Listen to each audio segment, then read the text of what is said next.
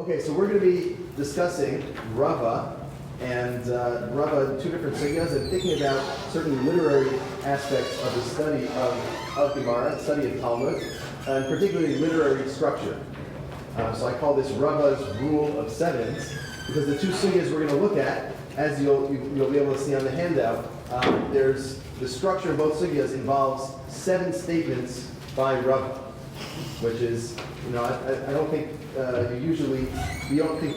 we learn, we don't usually think in these terms of, the overall structure, how many statements are made by a person. There are some people who apply these methods, but they're not, let's say in classical yeshiva settings, this is not the standard style to make an understatement, but I think it can actually be really helpful in helping us understand what's going on in the sugyas, to have a better sense of what the Gemara is doing, both to give a bird's eye view, right, because instead of, there's basically 2 ways that people learn. Either you learn Iyun, which means you learn about 1 line a day, and you analyze and read all the Rishonim, and by the end of the year, maybe you finish a couple of dafim. That's one way of learning. The other way of learning is daf yomi, where you do a daf a day, and maybe you understand 1 line, but you're moving so quickly that you don't necessarily think about these things. So I think the goal here is somewhere in between, in the sense of analyzing the structure of a long piece of text. So you're not focusing on every line and every conceptual issue.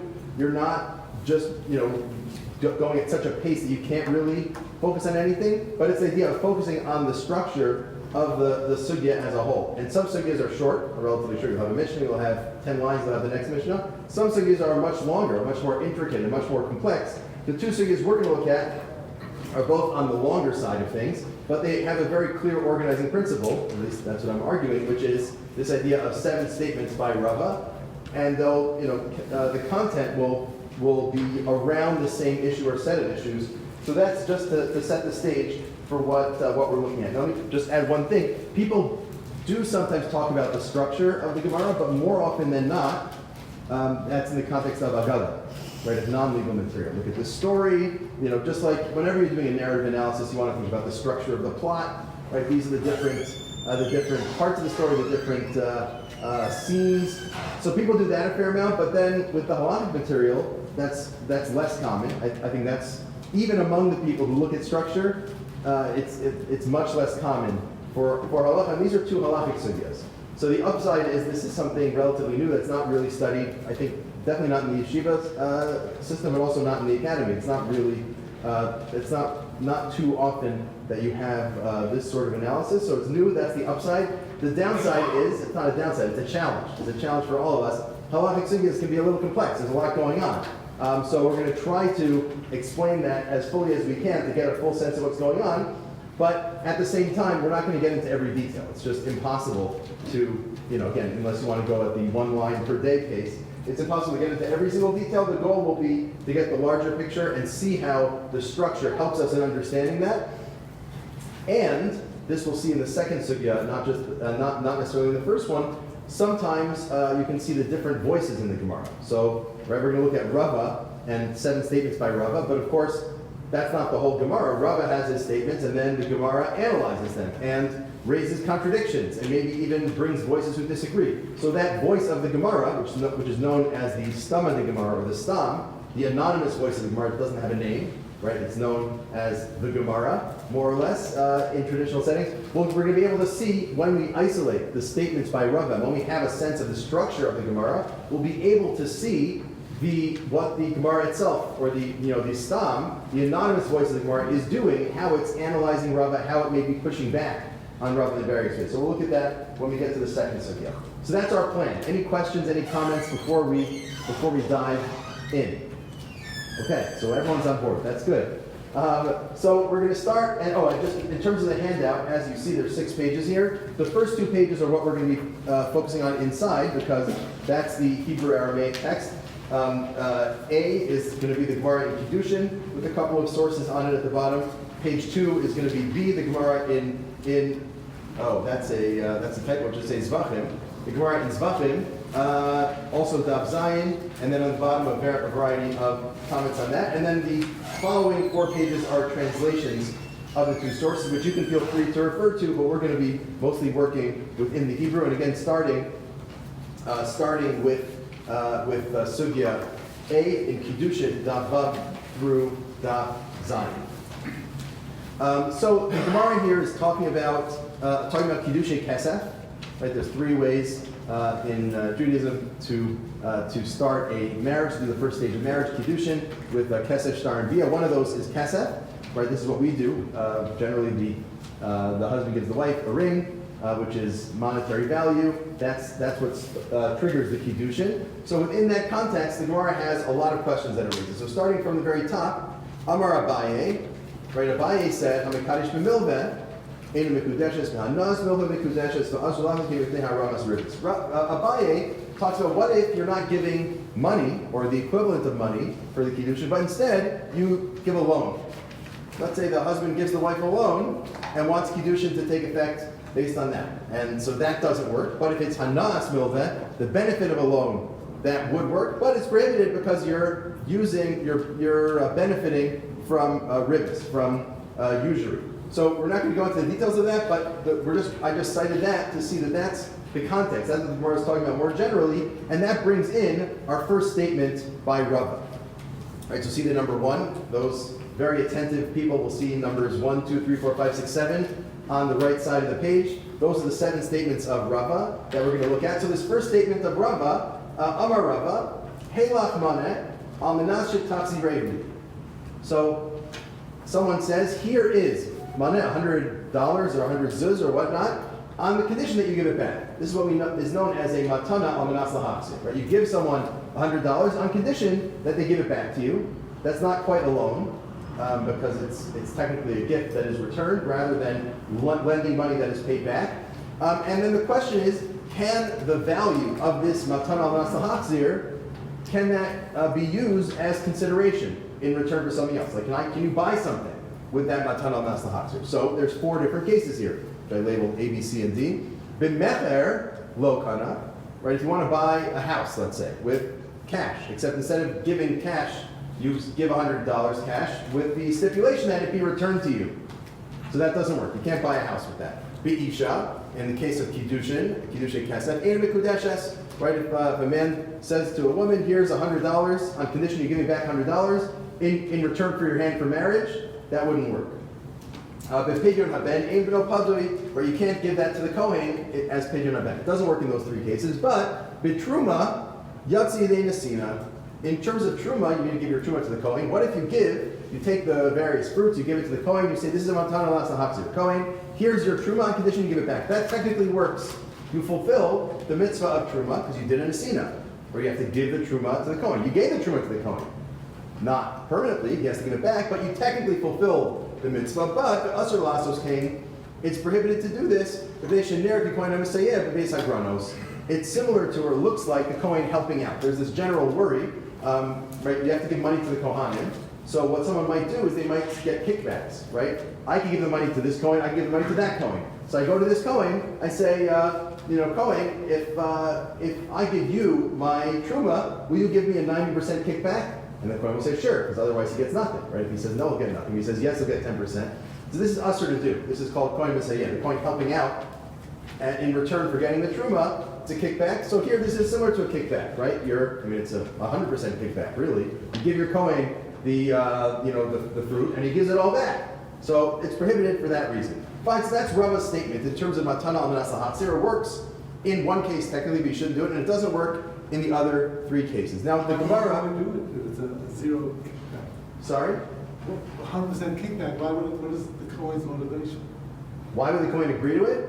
Oh, let's say he was in the mood. Let's say he was in the mood to agree to it. Or let's say he wanted to show off that he had really nice fruits for a day. I don't know, you can come up with some scenario, right? He wanted to show he's a hard Kohen, I think we should give him 2. Right, or maybe the next time we'll give him something. You could come up, whatever, there's always a scenario you can come up with. But it's prohibited to do that. Fine, the Gemara now, right, the part of the Gemara with no name is trying to understand Rava. We're going to look at this very quickly. It says, my kasava Rava. What's Rava thinking? What's the logic here? If a gift on condition that it be returned counts as a gift, then it should always work, right? All these things, you need to give something in return for buying something, in return for kiddushin, in return for pidyon haben. You need to give something. If it counts as giving, it should always work. If a temporary gift doesn't count as a gift, so why would it work even technically in case number 4 by truma?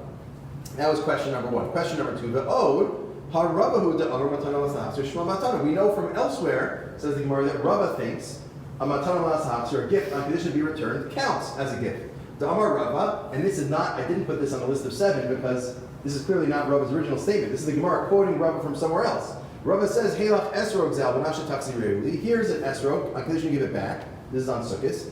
Natalo behefziro. Then he takes the lulav and esrog, he shakes the arvamina, he gives it back. Yatza, that works because he owned the lulav and esrog and all the things in that intermediate period. The in lav lo yatza. But if he doesn't give it back, then he never really owned it in the first place, right? Because he was given it on condition that he return it. Fine. So, but it sounds like Rava there holds that it works. So therefore, the Gemara sort of backs off of it. Ela amar Ravashi v'kulu kani v'armi isha lefi she'ein niknes with him. It seems to disagree with Rava. But then the next time we say this is the real shot in Rava, we're not going to focus on the stam. Just this is an example of how the stam will try to understand Rava, sometimes even give an alternate understanding. So what Rava really holds is that it works in 3 of the 4 cases, not only in 1 of the 4 cases. Fine, but that's Rava's first statement. And notice the structure here, right? There's 4 items, 4 cases that he mentions: Mecher, Isha, Pidyon, Ben, and Truma. The first 3 are all the same. That in this case, that it doesn't work. And the 4th one is complicated, right? Technically it works, but it's usher to do. That's the structure within number 1 of Rava. But now we move to number 2. Amar Rava, totally new case, right? No direct connection to the previous one, except that these are other scenarios of Kiddushay Kesef, right? Trying to transact a marriage using money that are tricky. So, and notice there's going to be an A, B, C, and D again, right? So there's going to be another set of 4 cases that Rava says. So case number 1. Tain mana leploni va'akadesh la. So it doesn't say this explicitly, but it's clear from context. The wife says to the husband, you know what, usually what happens in marriage, the husband gives the wife a ring or money, right? The ring is a monetary equivalent, and then the wife is married to the husband, right? That's kiddushin. But what if the wife says, no, I don't want the ring. Why don't you give the ring or give cash to so-and-so, my friend, instead of giving it to me? And in return for that, I'll marry you, right? That'll be the Kiddushay Kesef. Instead of you giving me a ring, I want you to give a ring to my cousin. So Mikudeshes Midin Arev. Rava says this works, Midin Arev. What's an Arev? An Arev is a guarantor, right? What does a guarantor do? They say, well, I'm going to commit to being on the hook for this contract, right? If you don't pay the money, I'll end up paying for this house, even though I'm not getting anything in return as a guarantor, right? I'm putting up money, or I'm committing to pay money, getting nothing in return. Why? Because it's on behalf of my friend, right? My cousin's buying a house. I'll be their guarantor. What am I getting in return? Nothing. But my cousin is getting a house, so that counts. That works. So the same idea here. The wife's not receiving anything, but her cousin is. So in return for that, she can be married. And now the Gemara, I think this is the Gemara, spelling out what Rava says. And I'll ask you in a second why I think this is the Gemara. Arev, in the case of a guarantor in general, even though the guarantor doesn't receive anything, right? They're not getting anything, they're just signing on this document, they're committing, still they're able to commit, meaning despite the lack of consideration, despite the lack of getting anything in return, they can make themselves commit. Why? Because their friend is getting something in return. Hi, Itsanami, same thing for this woman. She's not receiving any benefit, like a ring or anything of that sort. Still, she's able to enter the marriage along those lines. And that's Rava's argument. Now, why do I think this line we just read is not Rava's statement? Any thoughts? Yeah? Because it's in Aramaic and its original statement is in Hebrew. Great. So the difference in language is a very helpful distinguishing factor when we want to understand what's the statement of the Tana or even Amora versus what's the Stam of the Gemara, what's the Gemara itself saying. So here, even though it's explaining what Rava said, it seems to agree fully, but it throws in a lot of Aramaic. Rava's statement didn't have any. Rava's statement, Tain Mana Laponi, about Kaddish Laponi possessions in art, that's all Hebrew. And then the Stam line is all in Aramaic. So it seems like that's the Stam rather than Rava. Very good. That was case number 1. Good. Let's move to case number 2, right? Case B. Heilach Mana V'Hiskachi Laponi. Now, it's a little tricky. Someone else is saying this. A third party says to a woman, here's $100, and be married, not to me, but to my friend or my cousin, so-and-so. Right? So in that case, the wife receives a ring or money, like in a normal Kiddushin case, but the person giving the money is not the husband, but someone else on behalf of the husband. So Rava says, Mikudeshes midin evet knani. So Rava says that works just like the first case works based on the paradigm of Arev. Here it works based on the paradigm of evet knani. What does that mean? So now the Stam explains. Evet knani, right? An evet knani, a non-Jewish slave. Lav afal gav the lo kachaser the lo midi takani nafshe. When a slave is set free, they don't give anything up. They're just set free. The owner says you are now free. They go free. They don't need to pay for it. They can go free. So it's possible to receive something without giving anything. Right? We have a paradigm for that in halacha, evet knani. So too here, hi gav ranami, afal gav lo kachaser lo midi kakani lo lahayitza. Despite the fact that he's not spending anything, he is able to transact and be married to this woman, right? And that in both of these cases, the Gemara is assuming a parallel between financial acquisition and marriage. It's kiddushay kesed. We're not going to get into the larger issues involving that. That's a much broader discussion. We're just trying to focus on the sugya. But notice how in these two cases, the first case was a paradigm where the wife's not receiving anything, but that works just like Arev. In case two, the husband's not giving anything up, and he still receives something, and that worked. We did evet knani. So far, so good. Now, case 3 gets even more complicated. Okay, so now here again, it's the wife speaking, like it was in case A. Tein mana laploni, va'akadesh ani lo. The wife says, or potential wife, a woman says to some third party, give $100 to so-and-so, and I'll marry him. So notice what happens here. The wife's not receiving anything. The husband's not giving anything. And not only that, the husband is going to be receiving money from this third party. It's like a really unusual case. Rava says, Mikudeshes midin shnehem. It works, the marriage should work. Why midin shnehem? Putting together those two factors, the paradigm of Arev and the paradigm of evet knani, the two work together to make this allowed. Why? Because we learned from Arev that you don't need to receive anything to transact. That's where the wife doesn't need to receive anything to be married. We learned from evet knani you don't need to spend anything to transact. That's why the husband doesn't need to spend. And put those two together here, the wife's not receiving any money because this other guy is receiving.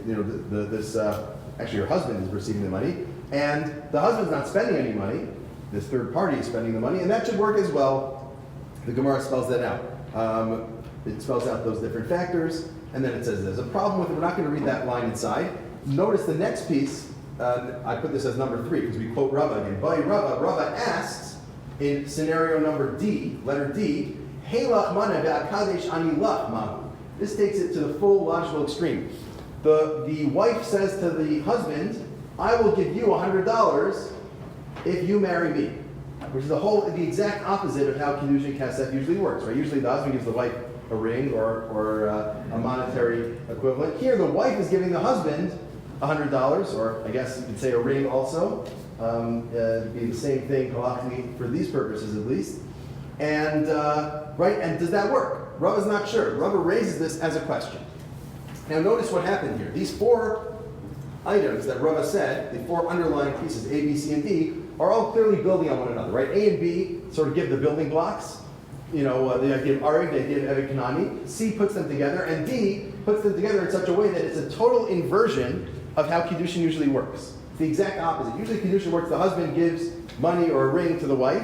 Here it's the opposite. The wife is giving a ring to the husband, but can we use this intellectual gymnastics, this lumdus, to turn it on its head and say that could also work because the wife's giving the husband the money, but she's not really. What she's doing is the wife is giving the money on behalf of the husband, and the husband is receiving the money on behalf of the wife, so to speak, right? So somehow, between Arev and evet knani, we've totally flipped it on its head. Rava's not sure if he wants to go that far, right? That's why he says it as a question. I'll take questions in a second. Right now I'm taking Rava's question, which is, does this work or not?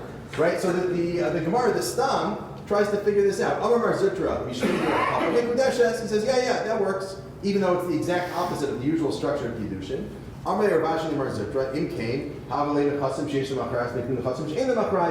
This is backwards, right? Usually, you can acquire metaltalin mobile things with land, but you can't acquire land with mobile things. Here, the equation is, people are considered to be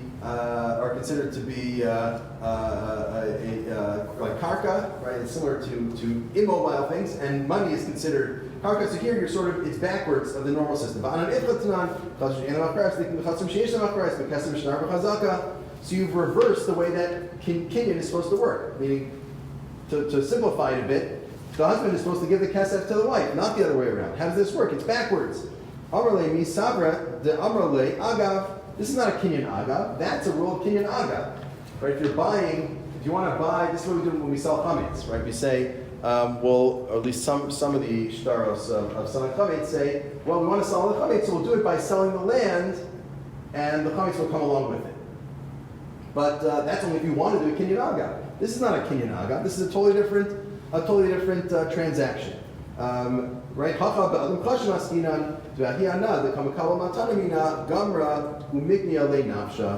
So the way the Gemara explains it here in the end, why would this work? How could Mar Zutra, in the name of her papa, say this works? It's not based on agav. It's not based on being koneh, the metaltal and agav, the karka. It's not that at all. It's based on the idea that the husband is an adam kasha. And there's this idea the wife is so happy to give a gift to a famous person, right? Wouldn't we all, if someone was famous, you'd want to be able to give them a gift. You get like a good feeling from it, right? I gave Bill Gates, my famous brownies. It was great. I get so much nachas from that. So if that's how you feel, you get happy. It helps you. You benefit in some emotional sense from giving a gift to a famous person. So that's what happened here. The wife gave the money to the husband, but he was so famous. He was a famous guy. She was so happy that she benefited. And once she benefits, it's like receiving a ring, right? In return for that benefit, that's what triggers the marriage. So that's the way the Gemara explains it in the end. It's not at all clear that that's what Rava meant when he asked this question. It sounds like Rava was saying it, that the wife is giving on behalf of the husband, and the husband is receiving on behalf of the wife, using that sort of logic. Whereas the Gemara's conclusion, and it's not clear it's even explaining Rava, maybe explaining Mar Zutra instead of Rava, but the Gemara gives a whole different hesper that's based on this idea of Hana. We're not going to get into the Rishonim, but it's interesting, if you look at the Rishonim on this sugyas, some of them really say the whole sugya is about Hana. Whereas some of them say it's about this giving a gift on behalf of someone else.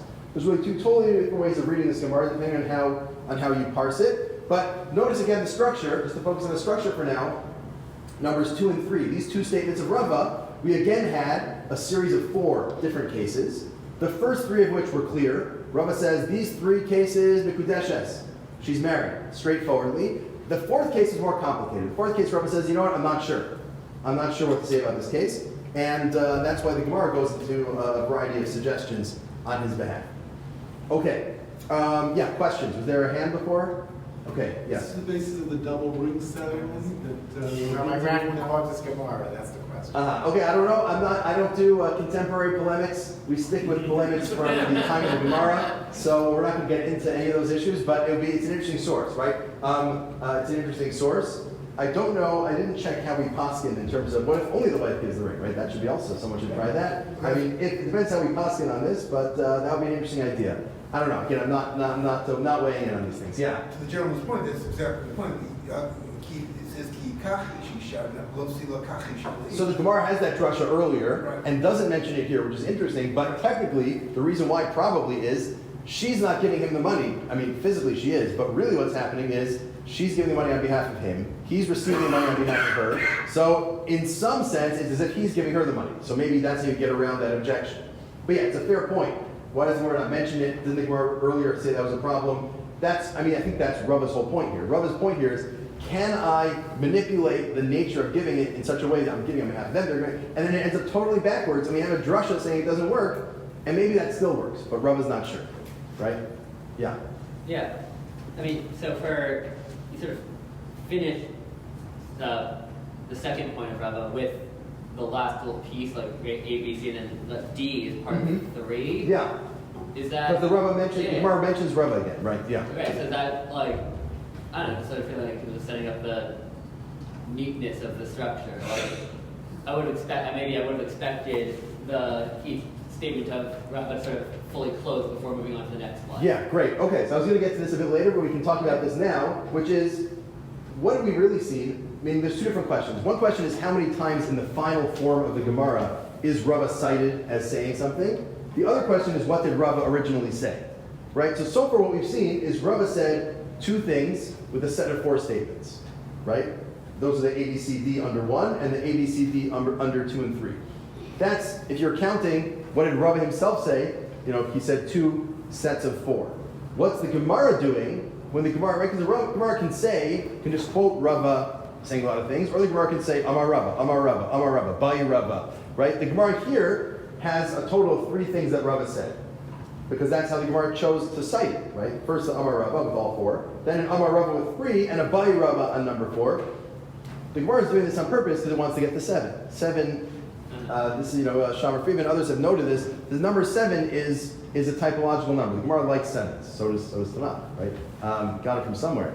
So the Gemara chooses to, again, there's a lot of flexibility here, how many times you say Rava's name. You could write. So the Gemara chooses to say it a total of 7 times to have a nice structure.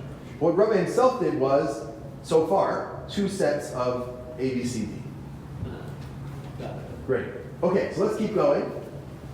So now, number 4, and this is building on what we said before, Itmar Nami Mishmei the Rava, it also is taught in the name of Rava, V'chein Inyan Mamona, so too for monetary things, right? Until this point, we were talking about Kiddushin, right? The wife gives the money, the husband gives the money, the third party gives the money, whatever exactly the case was, that was all Kiddushin. Rava says the same thing for Mammon. The obvious question you have is, which one's he referring to? There's a whole lot of cases. What did Rava say was the same? Right? That's not exactly clear. The Rishonim debate this. If you look at the bottom of the page, Rashi says, Hanach Shmaitza de Rava, Dialfina Kedushin Midin Arev, Midin Ebed Knani, V'chein Le'nin Mamona. And then Rashi spells out the Din Arev, Din Ebed, and Din Shnehem. Rashi says the first 3 cases are what Rava says are the same, whereas in the Nuka Yosef, he mentions, or quotes the Ritva, and quotes the Gaonim, who say, Rava saying it on all 4 cases. Now, why do you think, what's the logic for Rashi? Meaning, to say it's on all 4 cases, okay, right? Rava said 4 things. And then he can say, same thing for Mammon as for Kiddushin for all 4 things. Why would Rashi say it's only for 3 of them? Yeah? Rava wasn't sure what the answer was for the 4th. Right, exactly. 100%, right? Rava on the 4th item, he says, Bali Rava. I don't know, Mahu. I don't know what that halacha is. Rava didn't know. So what do you mean? Rava said the thing that you're getting on all of them. The reason why you would say that is because you weren't paying close attention to what's Rava saying and what's the stam, right? Or what's Mar Zutra Mishmei or Papa. But as was just said, if you're closely tracking, as we're trying to do this year, what exactly did Rava say and what's the Gemara's explication or analysis? Rava himself only said A, B, and C. Rava never said D. He wasn't sure about these. So you can't say what's the v'chein. It's also true about Mammon that I'm not sure. Okay, what does that even mean, right? Whereas the Nemuka Yosef, because he's not really reading what did Rava say as much as what did the Gemara say overall, that's why he would, or the Ritva / Geonim, that's where they might say it's going on all of them. But I think Rashi has a major support if you look closely at what's Rava saying and what's versus what's the Gemara saying per se. Okay, and then the Gemara says, "V'tzricha, why do we need to spell it out for this and that?" Fine. Let's jump now to number 5. And a whole new scenario or set of scenarios. Amar Rava taught his kanchi li lechetzi. Okay, so a man says to a woman, "Marry half of me." Okay, someone's being a little difficult, but mikudeshes, that works. If she agrees, they're married. Chetziech mikudeshes li eina mikudeshes. But if he says half of you is married to me, that does not work. So what exactly is the difference? So that's the Gemara continues. The Gemara continues with this. Again, this is in Aramaic. It's presumably not a direct citation of anyone, but the Gemara's elaboration based on some traditions in the name of Abai and Rava. So Amarle Abai Rava, Ma'ishna Chetziech Mikudeshes li de'ena Mikudeshes. Why does it not work in case B? Right? Why is half of her not able to marry him if half of him can marry her? The answer is Isha Amarachman V'lo Chatzi Isha. The pasuk says Ki Kach Ish Isha. If a man takes or marries a woman, not a half a woman. Hakanami Isha Amarachman V'lo Chatzi Isha. It should be the same the other way. It should be reciprocal, right? It says Ki Kach Ish Isha. When a man marries a woman, not when half a man marries a woman. So that's what Abaye responded to Rava. Again, this is a reconstruction. It's not a direct quote, right? Because it doesn't sound like it's a direct quote. It's in Aramaic and whatnot. Amarle Rava responded, Hachi Hashta. Is that similar? Hasam Itzleve Trelo Chazia. Ela Gavra Milo Kazin Beitrei. Well, halachically, this is not true today, but definitely at the time of the Gemara it was true, that it's possible for one man to be married to two women, but not for one woman to be married to two men. So that's what it means. When the man says half of me is married to you, he means it's not exclusive for me, right? I may take another wife. Maybe he already has another wife. Whereas that only works for a man to have more than one wife, not for a woman. Again, nowadays with Cher and Gershom, that's not operative. But at least at least Midoraisa and in the time of the Gemara, that was true. So that was the logic of if I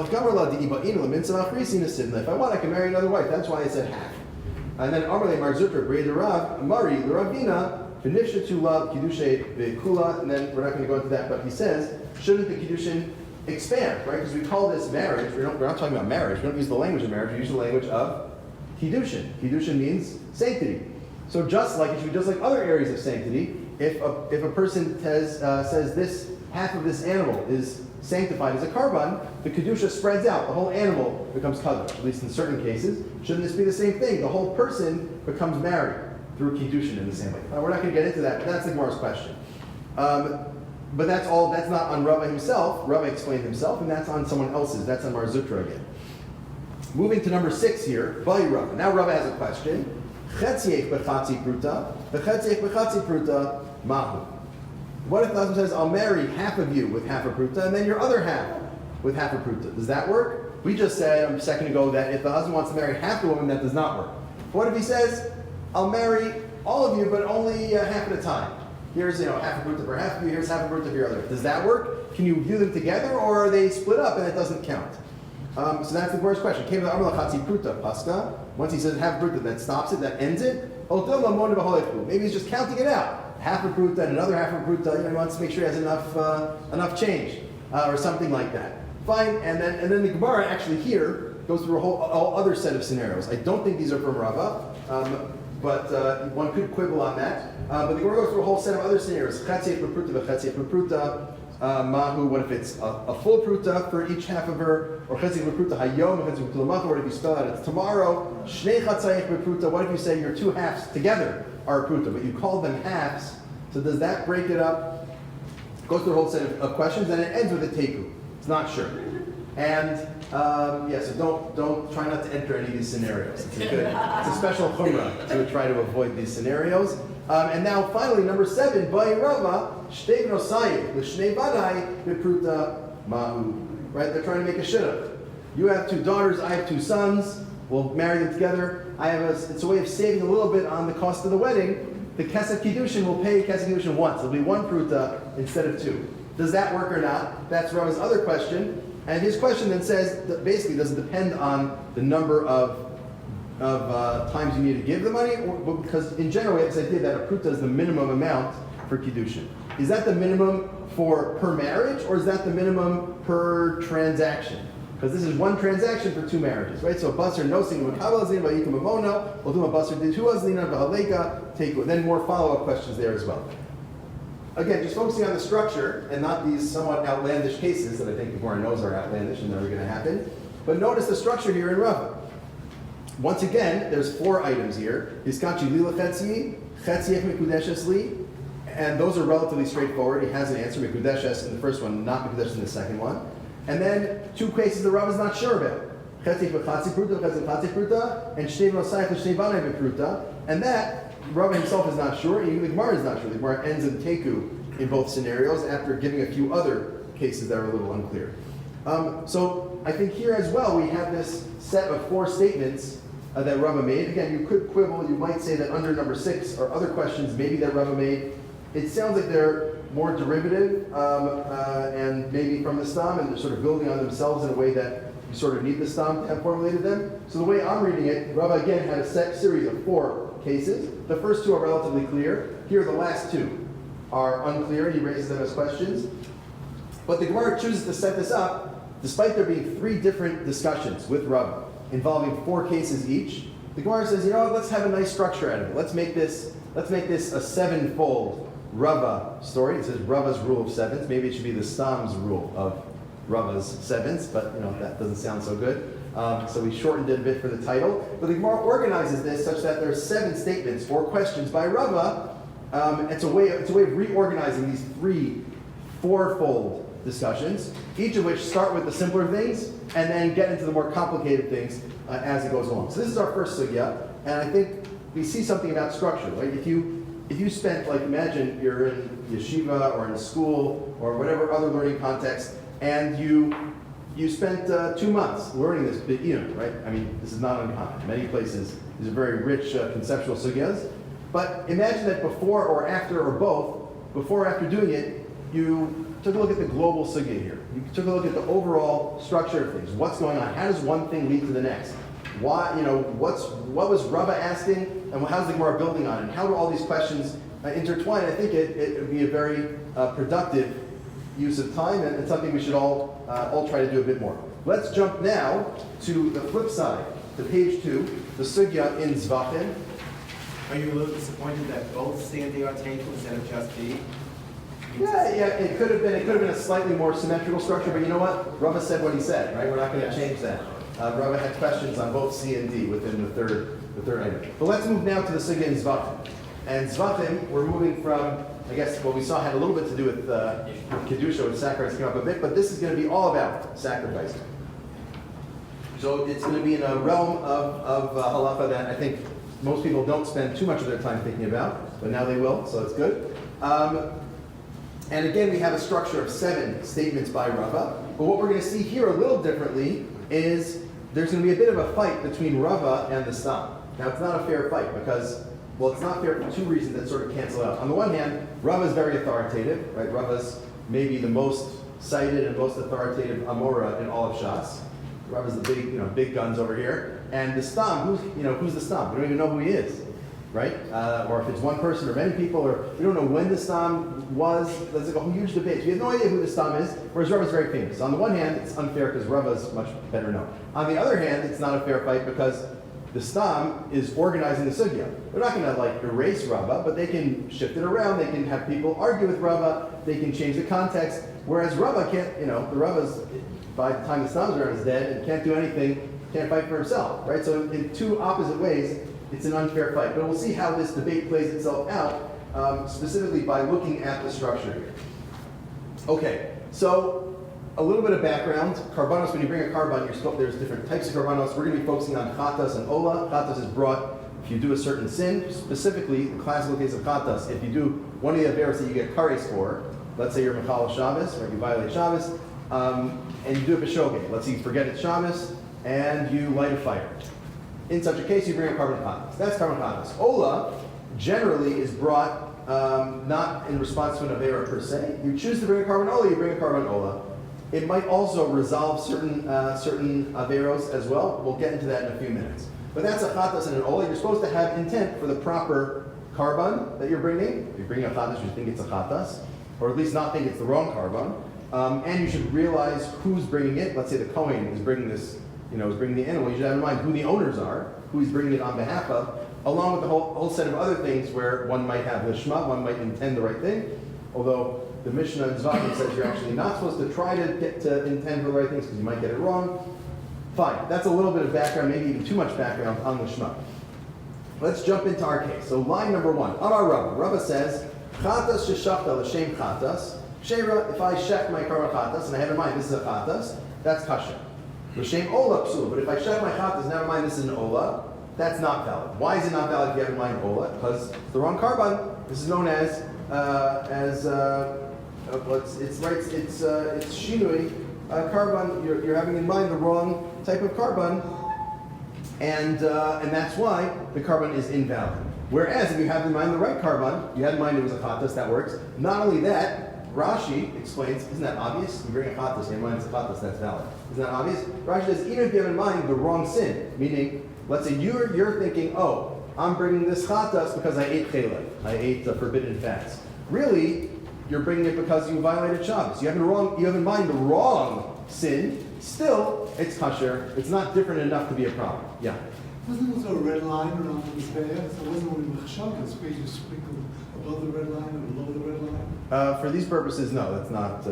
Meaning, right now we're talking about machshava. We're not talking about where you did it. Yeah. But if you had the right Machshava, but if you sprinkle it, That's a separate question. That's a question of whether you did it in the wrong place or not. Right now, we're looking at, Okay. yeah, we're looking at specifically the machshava of which carbon it is. So why is this? The Gemara explains, my Tana, why is it the case that it's pasul if it's l'shem ola? V'shachar osa l'chatas amrachmana. The pasuk says you shecht it as a chatas.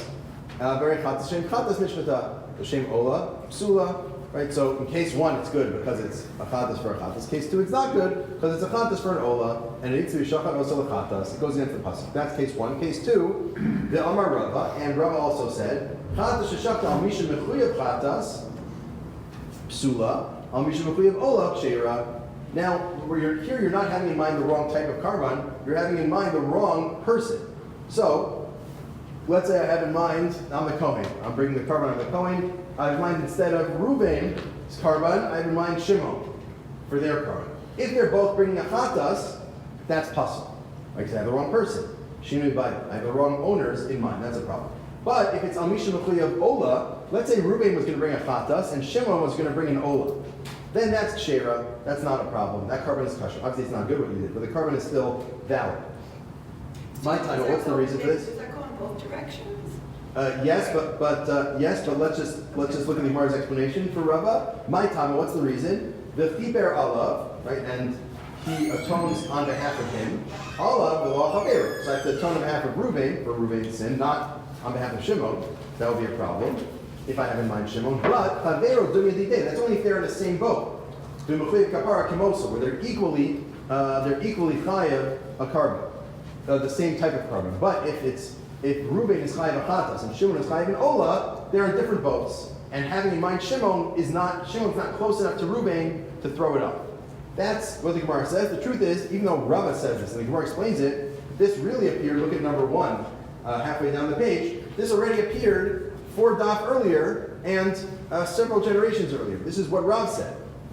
Look at the underline. V'amar Rav, chatas sheshachta l'shem chatas ksher, l'shem ola psula.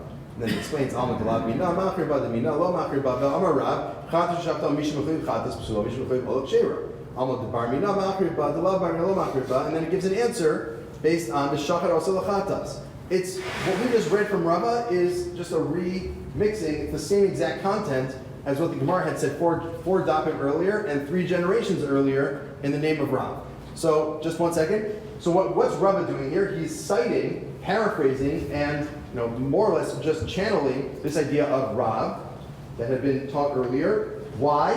We'll see why. He's going to get into it later on. He's setting the stage.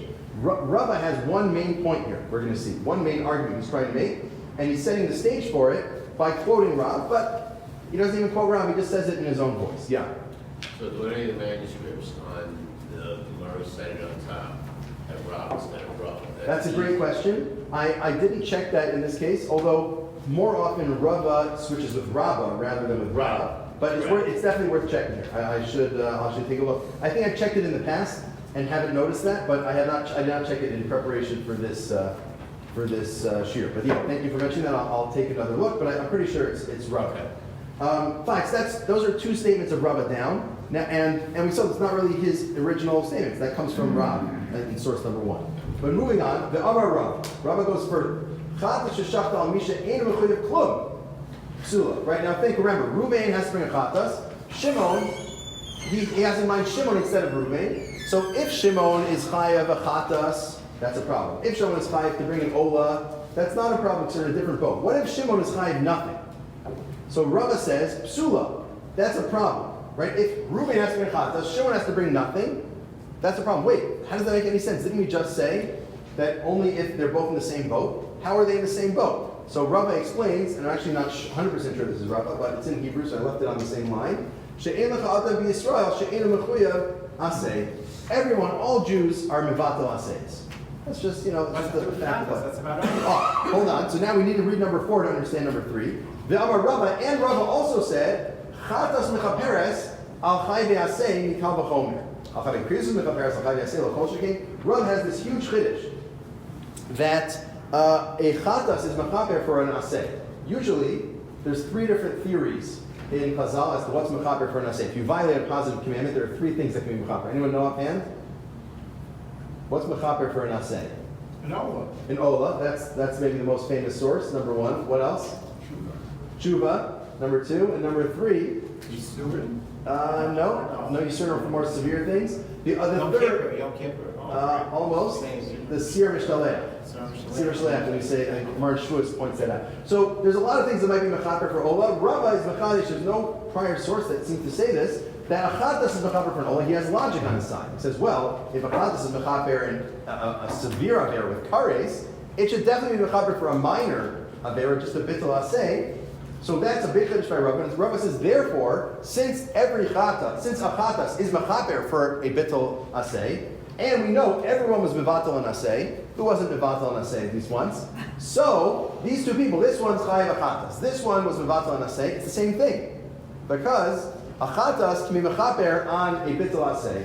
Now, there's another jump he's making here. Just because achatas can be mechaper on a bittul aseh doesn't mean every time you're mevatel and aseh you have a chiyuv to bring a korban chatas, right? Otherwise, you'd be bringing a lot of korban chatas. That's expensive, right? You could say, like, you know, whenever you bring a chatas, it cleans off all your bittul aseh. So Rava's making a double chiddush here. Number 1, that a chatas is mechaper on an aseh, and number 2, that therefore every person who was mevatel on aseh, which is everyone, is automatically chayav to bring a chatas, and therefore, if you have in mind Shimon instead of Reuven, Shimon had no prior averos, that would be, Shimon would be in the same boat as Reuven, both of them are chayav achatas, and therefore the carbon would be puzzled. A lot of steps here. But what comes out of this? We've erased the idea that Ola is machaper for aseh, which there are a lot of sources that seem to indicate it is. Rava is not interested in that. Let's keep going. The Amar Rava also said, Ola sheshachta shelo lishma, asur lizrok dama shelo lishma. If you bring an Ola, you check an Ola with the wrong intention, right? Notice, until now we've been talking about chatas. Now we're talking about Ola. What about an Ola? Asur lizrok dama shelo lishma. It's prohibited to keep bringing the Ola with the wrong intention. Meaning, even though you started off your Ola incorrectly, you said you bring your Ola intending it to be a chatas, you still keep bringing the Ola with the proper intentions. You're not allowed to keep messing it up. You have to go back and start doing it right again. Why? This is based on, well, we'll read what Rava says and then we'll look at the Mishnah. Rava says, it's either based on a pasuk or based on logic, and it's sort of cut off here. We don't quote it in full because it says Kiduresh Pirka. As we said earlier in the parak, is source number 2. This is the first Mishnah in Zvachim. The first Mishnah in Zvachim says, if you have in mind the wrong intention for a karban, achatas and pesach are pasul. You just throw it out, it's gone, it's worthless. But other karbanos, including Ola, are still kosher. But they're eino lebaylim l'shum chova. They don't count towards the obligation, but you have to keep bringing them anyway. Meaning they're not messed up enough that you throw it out, but they are messed up enough that they don't count, that you don't get credit for that. But you still need to keep bringing it. And Rava there gives 2 explanations, either a pasuk, and we won't go through the pasuk. The logic seems to make sense. The logic should be more straightforward. We're able to do it quickly. Svara mishum deshani ba kohani lishni ba v'lezil. Okay, you did something wrong. Why should you keep doing things wrong? But just because you had in mind the wrong carbon when you started this, it's a kosher carbon. You're allowed to continue bringing it. You have to continue bringing it. You're not allowed to have in mind the wrong intention going forward. Whatever exactly the reason, this is Rava's point about Ola. What does this mean? This is based on the Mishnah that chatas and Ola are fundamentally different. Chatas, there's a deep connection between the sin that was done and the karma. And if you have in mind the wrong thing, if you don't have in mind that this is a chatas, you've basically ignored the avera. And if you ignore the avera, there's no chatas, there's no karma. The whole karban is off the rails. Because the whole point of bringing a chatas is to atone for a sin. It's in the name. It's called a chatas, or it's called a sin offering, because it atones for the sin. Whereas Ola, there's no correlation between having in mind something about the Ola. No, if you don't realize it's an Ola, okay, you messed up, but you should still keep bringing it because it didn't fundamentally undermine the Ola. Rava is channeling that point in that Mishnah right at the beginning of Zvachim, but I think what he's also getting at is he's trying to highlight the difference between an Ola and a Chatas. Chatas is totally keyed in on resolving a sin, and what does Ola have to do with sins? Nothing. We just said a minute ago, it doesn't even resolve an aseh. And Rava is going to take this a step further. Number 6 now, the Amar Rava, Ola habala achar misa. This is a scenario the Mishnah Gemara talks about in a few places. Let's say someone sets aside a carbon to bring as an Ola, and then they die. They die. So do you bring the Ola? If it's a chatas, source number 3 points out, if you have a chatas and you die, then it doesn't get brought because you let the animal die. But in Ola, Rava says, you do bring the Ola Bala Acharmisa, Shafta B'Shinu Kodesh, Sula, B'Shinu Bailim Sheira, and even if you have in mind the wrong owners, it's kosher. Why? The Ein Bailim Acharmisa. There's no such thing as an owner of the Ola after death, and therefore you can have in mind the wrong person, and that's fine. What does that mean? What does it mean there's no problem with having in mind the wrong person? So I think at least part of what Rava means is that because Ola is not fundamentally connected to the Avera, Ola has nothing to do with resolving a sin, as opposed to Chatas, so there's less at stake with getting the owner wrong, right? Because the owner is connected to the Karban, let's say a Chatas. In the case of a Chatas, the owner is connected to the Chatas through the sin they did. Since Ola is not about sin, there's not that deep connection to the owner of the Karban, and it's okay to get it wrong. And now the coup de grace, the highlight for Rava, number 7, the Amar Rava, Ola Doronhi. What does Doron mean? Gift. Where does that word come from? Where does Doron appear in Tanakh? Where does Doron appear in Tanakh? Nowhere, because it's Greek. The word Doron is a Greek word for gift. Like Theodore, right? Theodore, Theo, God, Dor, gift, gift of God, Yonatan. Anyway, just a hint, if you ever, if you ever want to name someone Theodore or Yonatan, that works, just in case you're wondering. So Doron means gift. It's a Greek word. It doesn't appear in Tanakh. It appears actually in the Septuagint, the Greek translation of Tanakh. It translates the word carbon, which is really interesting, consistently. But in Chazal, it has a slightly different meaning. Rava says an Ola is a Doron. Therefore, what? What's Rava trying to say? I think it's the highlight throughout Rava's idea that Ola has no kapara function at all. It has no kapara function at all, which is why everything he said before is relevant. He's trying to justify what he said earlier, that if you didn't do an aseh, you're actually chayav a chatas, not an Ola, which seems backwards if you think that Ola is mechaper for aseh, but Rava holds it's not. And this is a bit of a debate. Is Ola mechaper at all or not? Does the Karban Ola have a kapara function, an expiatory function or not? Rava is taking a very strong stance. Ola Doroni, it has no kapara whatsoever. This plays itself out in other sugyas. Number 4, really this crazy idea. If you say, I'm going to bring a Karban in Beis Chanyo, the temple of Onias in Egypt, there was this breakaway shul to the Beis HaMikdash, and it was in Egypt, and they brought Karbanos there. They don't talk about this that much, but I feel like it would be really good if someone wanted to attack a breakaway shul to be like, it's like the Mikdash Chanyo. Anyway, don't get any ideas. But so what if someone says, I'm going to bring a Karban in Beis Chanyo, which is, not the Beis HaMikdash.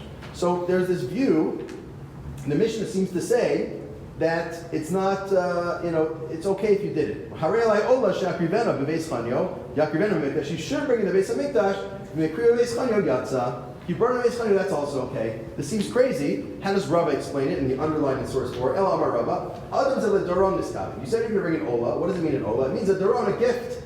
Amar yisag beis Chanyo trafna tfeilo matzino litzta urei. If I can make it all the way to the Beis HaMikdash, good. If not. It's just a gift. What's Rava saying? It's not really a carbon in the full sense. The stakes are so much lower because a carbon Ola is just a gift. It doesn't really need to be in the Beis HaMikdash. Okay, it should be. But if you don't get it there, it's not so bad. That's what Rava seems to say. It's a radical idea by Rava. I don't think we pass it like that. Not that it's such a practical issue right now.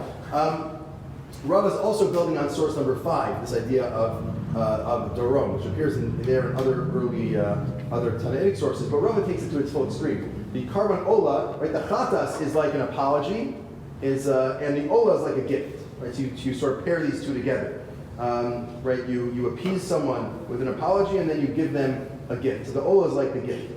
So that's Rava's idea here, really to push back against the idea that Ola is mechaper at all. Notice, look at the parentheses in the Gemara. You see this one of these simanim? Gemara has these from time to time. Definitely written after the Gemara was redacted. But just get into the mind of whoever stuck in the siman. The siman is Chatas al mi mechaper Ola la'achar doro, which if you read it as a sentence, who does the Chatas atone for? The Ola is after a gift. Okay, it's sort of gibberish as a sentence, but what is it doing? Notice how many words are there? 7 words. And what do they stand for? Well, look at number 1. Chatas, sheshakta l'shem chatas. Al and mi are 2 and 3, right? Chatas sheshakta al mi shemechlei chatas, and al mi she'en mechlei klum. 4 is mechaper, which is in our chatas mechaperes, as opposed to the sheshakta before. Then Ola, the word Ola first appears at the beginning in number 5. Number 6 is Ola haba le'achar misa le'achar, and 7 is Ola doroni. So it's clearly memorizing, or it's a memory aid, right? It's a mnemonic for these 7 items with a pseudo sentence, right? So it's clear whoever was reading the Gemara at whatever year that they stuck in this siman had in mind there's clearly 7 points here in the Gemara, and obviously all 7 of them are the 7 statements by Rava. There's a clear literary unit, 7 statements by Rava. What's fascinating, and it's so fascinating that we have like 1 minute to do it, is that the Stam is pushing back against Rava throughout this sugya in multiple places. So we'll start with under number 4. So the Gemara raises a contradiction between number 4 and number 2. Fascinating, right in the same sugya. Right, so this number 4, the line of number 4, we explained Rava that chatas is machaper for aseh, which we said is a huge finish based on Kal V'chomer. Moving to the line under it, the stam says lememra. Based on what you're saying, this implies the bas minahi, that if a chatas is machaper for aseh, that means it's in the same boat. The Amar Rava chatas sheshafta mishum mechuyev chatas psula mishum mechuyev ola sheira. So aren't ola and chatas in the same boat? If chatas is mechaper for aseh, and ola we know is mechaper for aseh, so then chatas and ola are in the same boat. But you just said in item number 2 that they're not in the same boat. What does the Gemara respond? The Gemara says mikibala mechapera, mikufi mechaper. It's not mechaper in like a deep sense, in a set sort of way. It's mechaper in like a floaty, like a fluffy sense. Kufi seems to mean floating. Like it's not really mechaper. It's sort of mechaper. So they're not in the same boat. That's not what Rava said. That's a total reinterpretation of Rava. Rava said chatas is mechaper on aseh. Ola is not. He never said anything about ola being mechaper on aseh. How are they not in the same boat? They're not in the same boat. Ola is not mechaper on aseh. Only chatas is. That's Rava's whole point.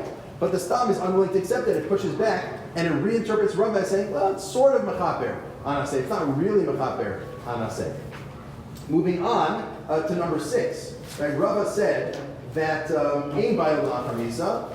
The Stam says, well, Rav Pinchas Breder of Ami Amar Yesh Bayil Lachar Misa. Now, no offense, but Rav Pinchas Breder of Ami is not Rava, right? But we give him equal time. The Stam is giving him equal billing. He holds there is Bayil Lachar Misa, and then the Gemara seems to even analyze that further. Do you really mean there's Bayil Lachar Misa? You need to bring a different carbon, right? If someone dies having owed an ola, and then you mess up that ola, do you need to bring another ola to fulfill their obligation? The Gemara says, yes, dafka kamini. You need to bring another carbon. Why? Because the ola actually is mechaper. The ola does somehow give him some atonement, some credit that he as a dead person now that he needs. So the Gemara again pushes back, this time not by reinterpreting Rava, but by giving an opposing view to Rava that the Gemara really gives power to. And then in number 7, this is the biggest finish of all, or the biggest pushback or reinterpretation. Rava said, ola doroni. Ola is a gift. Period. It's not mechaper at all, it's just a gift. The Gemara says, well, that's not really what he means. What does he mean? Let's read under number 7. Right? Rava, ola doroni, the Gemara says, how is this the case? What does this mean? If you didn't do tshuva before bringing your carbon, but you can't bring a carbon before having done tshuva, that you're a rasha if you didn't do tshuva, it's also to bring a carbon before tshuva. So, if you did do tshuva, hatanya, we taught, avra mitzvah say v'shav, if you do a bittul aseh and then you do tshuva, lo zaz mishan shamochlim lo. You get kapara for that.